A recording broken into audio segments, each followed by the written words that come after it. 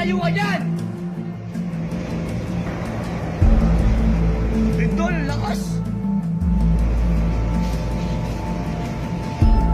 Reports are still coming in, but we know that at least 6 people have lost their lives and more than 100 people have been injured following an earthquake in the Philippines. Now, this was a 6.5 magnitude earthquake that happened shortly after 10 p.m. local time on Friday night. And this situation has been made even scarier because it's been followed by nearly 100 aftershocks. So people are jittery, and for good reason. We want to show you exactly where this happened on the map. Located in Surigao City, which is about 430 miles southeast of Manila. The quake has knocked out power and done extensive damage to several buildings, including a state college, a hotel, and a shopping mall. And the domestic airport in Surigao, near, again, where the quake happened, has been closed because there are now deep cracks in the runway. This is still very much a developing story as response teams are continuing to pour into the area to assist in any way that they can.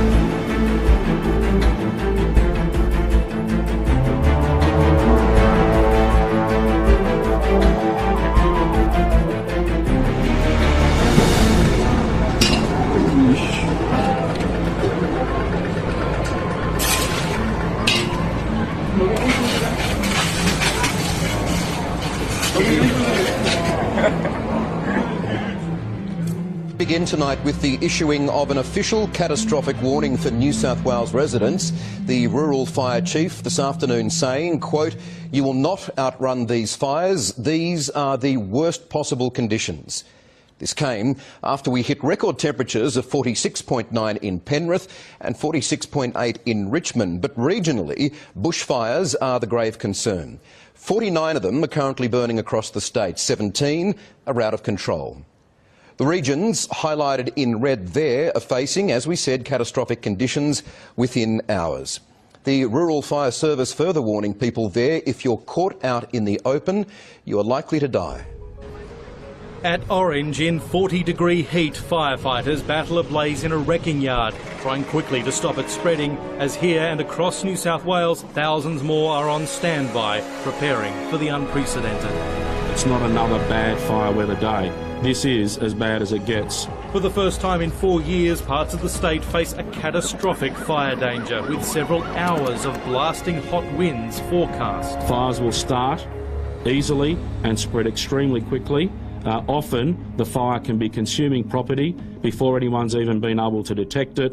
The catastrophic danger area covers from the Queensland border, Moree down through Narrabri, Coonabarabran, the Central West including Orange, Bathurst, Lithgow, and the Hunter, Newcastle, Lake Macquarie, Singleton, Cessnock. Where locals have known all too well the risk of fire in recent months. It was 44 degrees there yesterday, 47 today. Dozens of special strike teams have been ready We simply cannot guarantee that a fire truck will be at every home or every property under these conditions. We cannot guarantee that aircraft will knock down these fires, which he warns could move 30 kilometres an hour through grassland and spot up to 20 kilometres ahead. National parks and forests are closed. People urged to stay away from isolated bushfire-prone areas. That if you are caught out in the open under these sorts of conditions, you are likely to die. It's as simple as that. Leaving early is your safest option, and when we say early, we are talking about leaving tonight. There's also extreme fire danger from Coffs Harbour and Port Macquarie across to Dubbo and Parkes. Sydney's danger is severe, the same as it was the day of the 2013 Blue Mountains fire disaster, which claimed hundreds of homes. The risk is real. Complacency and lethargy kills. We want to make sure that people remain vigilant. Paul Kadak.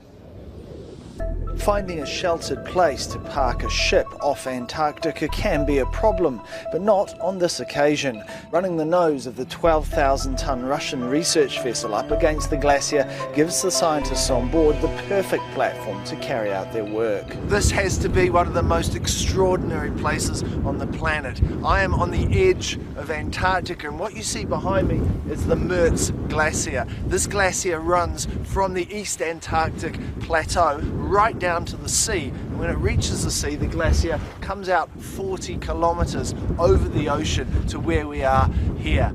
Scientists are fascinated by this particular glacier because in 2010 an enormous chunk, around 75 by 35 kilometres, broke off after it was nudged by another larger iceberg. Using this $5 million robotic submarine, the scientists had hoped to look at what they thought would be a vertical wall of ice dropping 500 metres from the surface.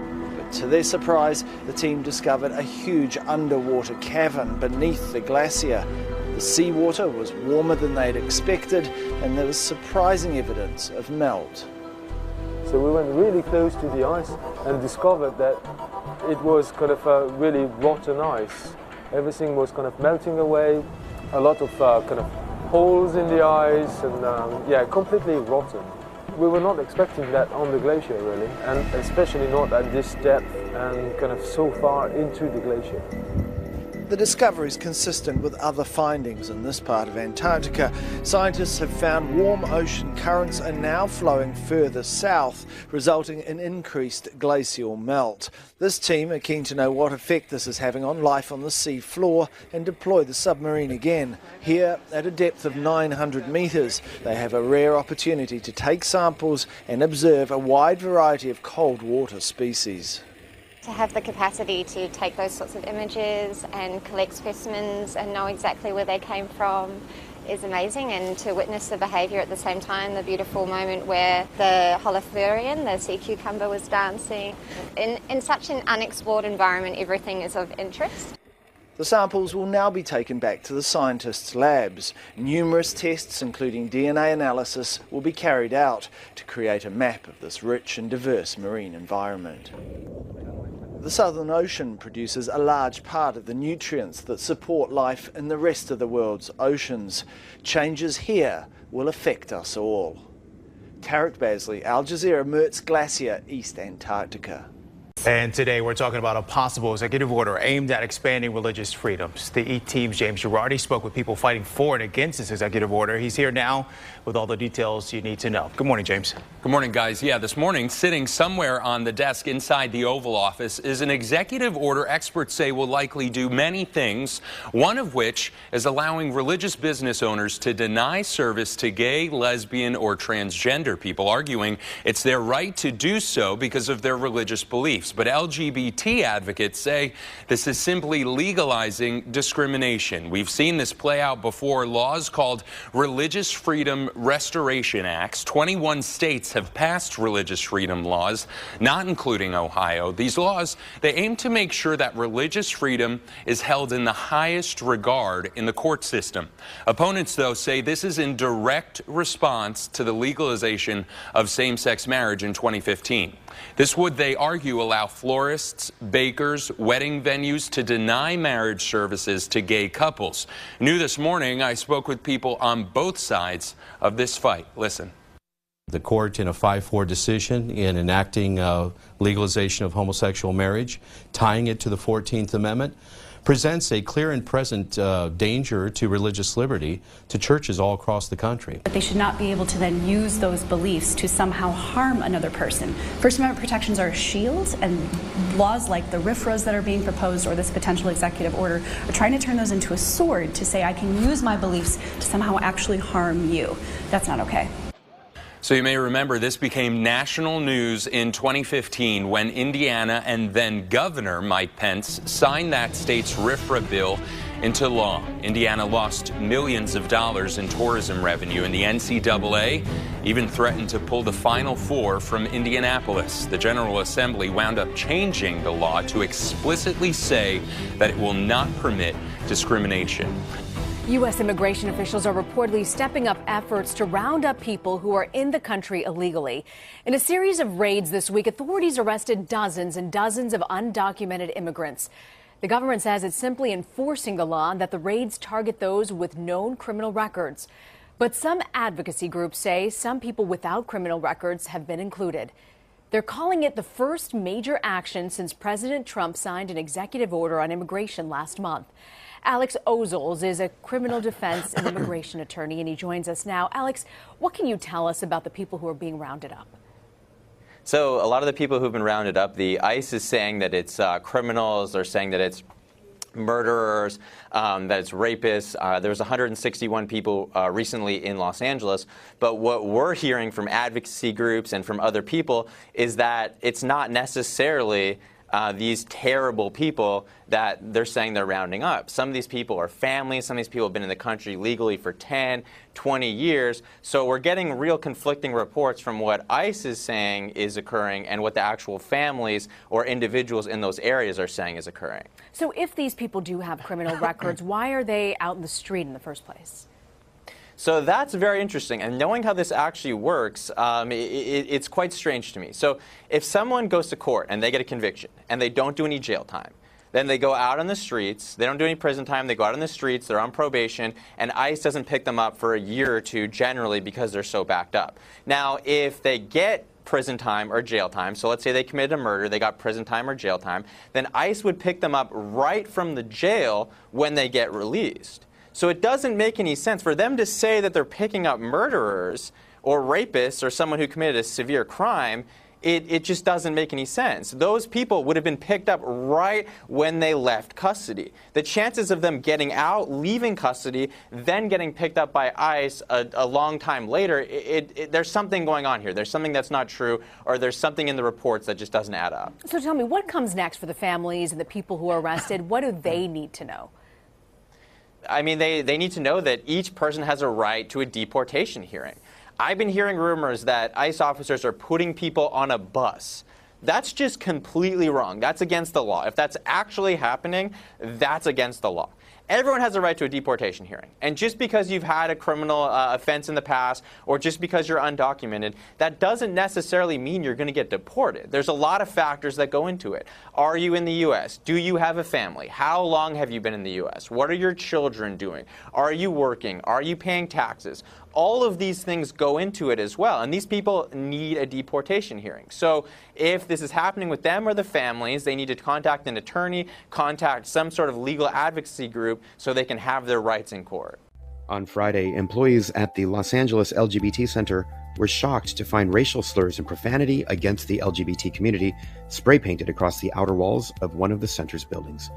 Los Angeles was apparently not the only city of an LGBT center targeted this week, when on Thursday, workers found the storefront of Milwaukee's Diverse and Resilient Center vandalized with slurs as well. Gerald Kuhn, president of Diverse and Resilient, told NBC News it's the third time in 2 months the center has been hit with graffiti. In the wake of recent hacking hysteria, some big companies have teamed up in the fight against potential cyber threats. Guy in Jacan has details. One of the world's top military contractors, Raytheon, stands to gain from the cyber threat that everybody's talking about. The weapons manufacturer is teaming up with the utility software company Utilidata to defend America's power grid against a potential cyber attack. In their press release, the company cites one example of what is possible, the alleged cyber attack on the power grid in Ukraine 2 years ago. Raytheon press release doesn't say it, but Ukrainian authorities blamed it on Russia. Even though there has been no major breach of security at the U.S. power grid, many Americans were on the verge of panic in December when they read a Washington Post headline saying Russian hackers penetrated U.S. electricity grid through a utility in Vermont, U.S. officials say. The utility company in Vermont has debunked the story, saying the Post had not even contacted them before they wrote it. Even though the alleged Vermont hack turned out to be a hoax, the fear is quite real, and it is amplified by lawmakers and government officials. Russia's very aggressive cyber behavior. Cyber attacks. The cyber threat. The cyber attack. A weaponized cyber attack. The cyber attack against the United States.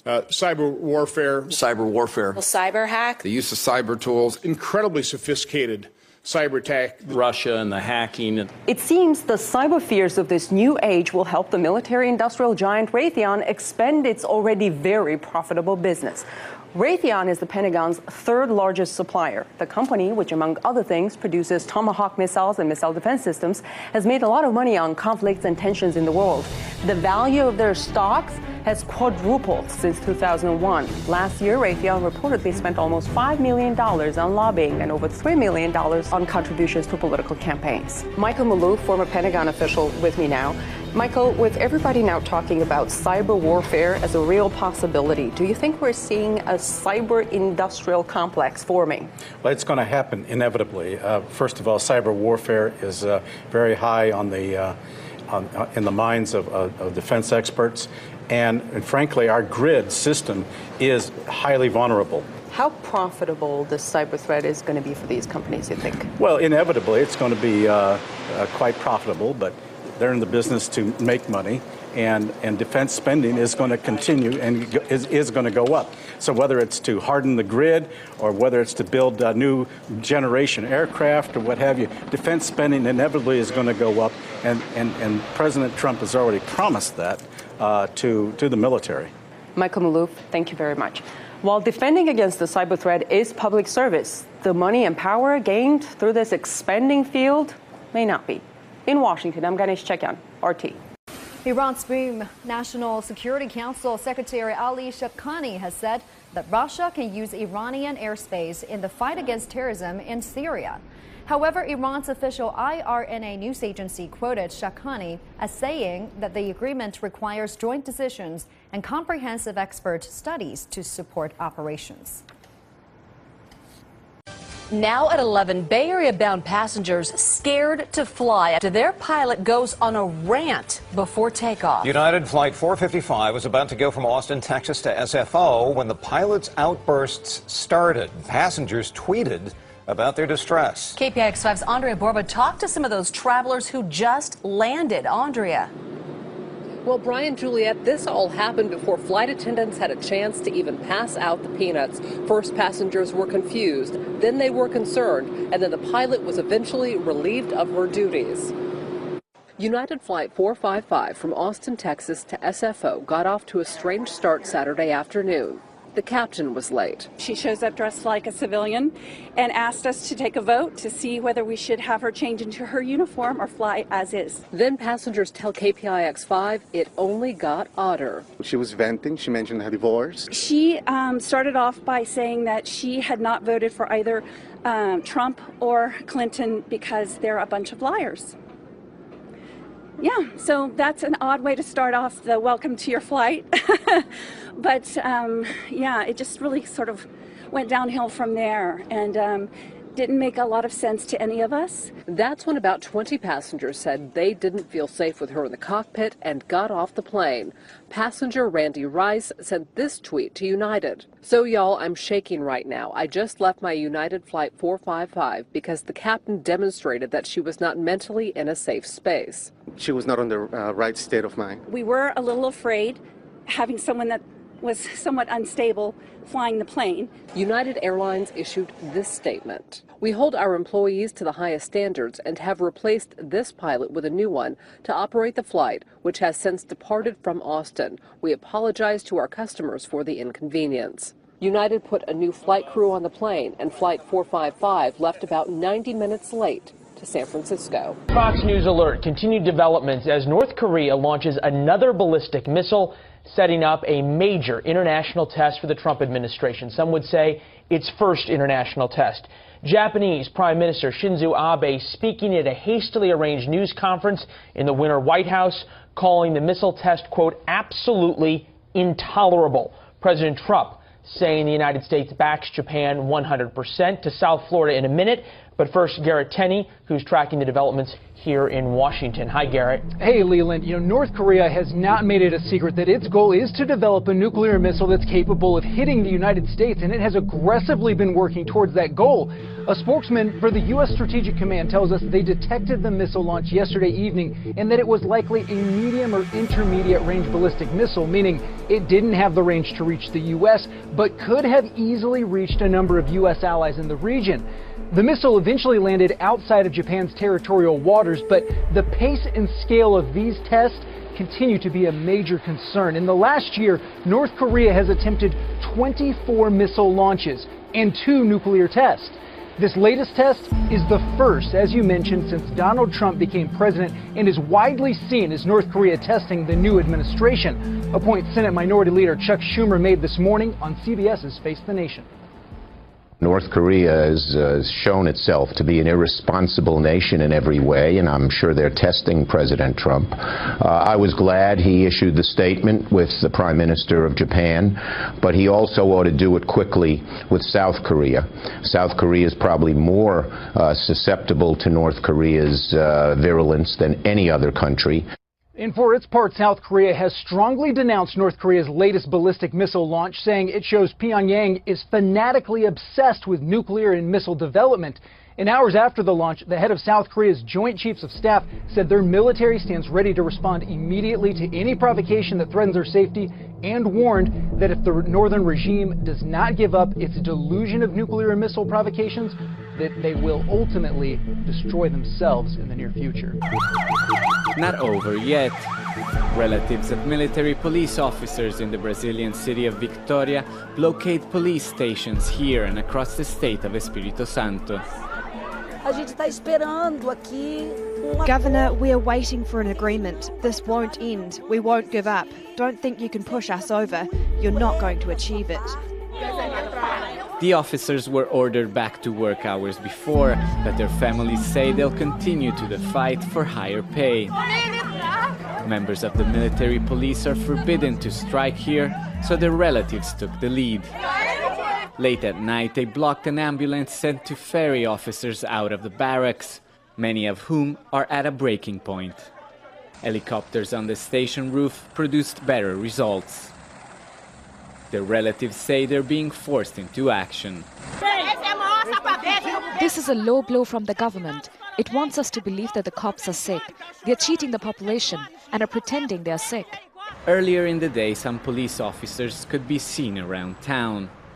The men in this plaza are actually military police. They're part of the strike, but they have been told to come here and in other parts of the city to get back to duty. But most of them don't have a uniform because they haven't been able to access it inside their barracks. None of them would speak to us on camera, but off the record what they're saying is that they are here because they fear retaliation. They could face up to 7 years in prison for rebellion. Espírito Santo has seen a major wave of violence, looting and chaos since the police walked off the job. At least 137 people have been killed. The federal government sent more than 3,000 troops to restore order. Today, we can say that here in Vitória, we have superior policing than what there used to be on normal days. The strike in Espírito Santo might soon be over as the federal government takes control, but many fear it could inspire new protests in other states in economic crisis who are struggling to pay policemen and public servants.